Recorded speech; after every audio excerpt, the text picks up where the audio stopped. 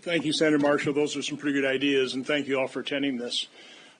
We are 17 days past an assassination attempt of President Trump. It took the life of an American hero and grievously wounded 2 others. And there's basic information that we still don't know. Information that we quite honestly should have known within hours, certainly within days, and yet we're 17 days out. And I largely chalk that up to just what has happened inside federal government agencies, where the agencies do not believe they're accountable to the American public. They certainly don't believe they're accountable to Congress. I mean, we are learning more from local law enforcement. Quite honestly, what we know about what happened on July 13th primarily comes from local law enforcement. My staff immediately reached out to local, state, and federal officials. Federal officials just gave us the big middle finger. Local law enforcement, they'll start talking to us. They provide us information.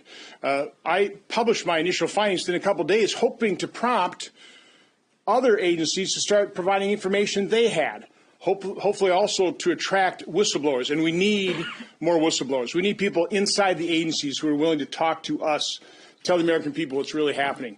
But the initial findings pretty well laid out what the problems were here. First of all, the Secret Service did not attend a 9 o'clock briefing on the morning of the event. Now, in testimony today, Acting Director Rowe didn't answer my question forthrightly. He did talk about something about Secret Service talking to the snipers, but again, I asked him, because his testimony said they did attend that briefing. I don't believe they did, but we didn't get that answer. But that's a big problem. When you have Secret Service in charge of the actual security of the event, if they're not attending the briefing at the morning where people are giving their final marching orders, their assigned tasks, that's a huge problem. Second thing we found out is all the communication was siloed, and that was a big theme at today's hearing. The interoperability of communications, which honestly is a challenge. I don't want to underplay that fact, but the fact of the matter is when you had at 5:45, we just found this out last Friday when committee staff went to Butler and talked to local law enforcement again. We found out at 5:45 a Secret Service sniper did receive a text with the picture of Crooks, of the assassin, and his location. So there was literally 26 minutes before the shot was fired that a Secret Service sniper did know. So even though there wasn't interoperability of communication in terms of radios, when, as soon as they saw somebody with a rifle, that the Secret Service was aware of that, 26 minutes beforehand, Secret Service sniper knew there was a person of suspicion. They had a picture of him, and they had 26 minutes to be scanning continuously the AGR building. And, of course, we don't know whether they did or didn't.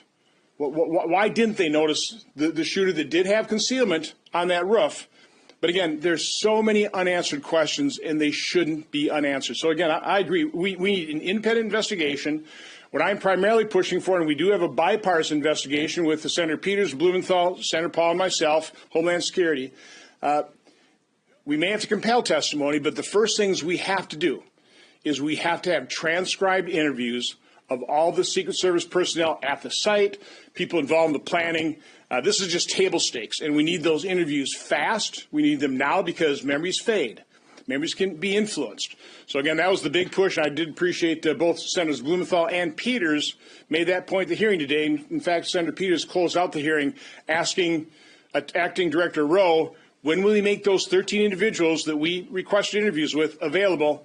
And he said days, not weeks. So we need to hold him to that. So, again, Senator Marshall, you have some good ideas here, and thank you all for attending. Thanks, Ron John. Senator Marshall Black. Hey, guys. Thanks for watching. If you enjoyed this video, leave a like and consider subscribing for more unfiltered news from Mr. News. I'll see you in the next video.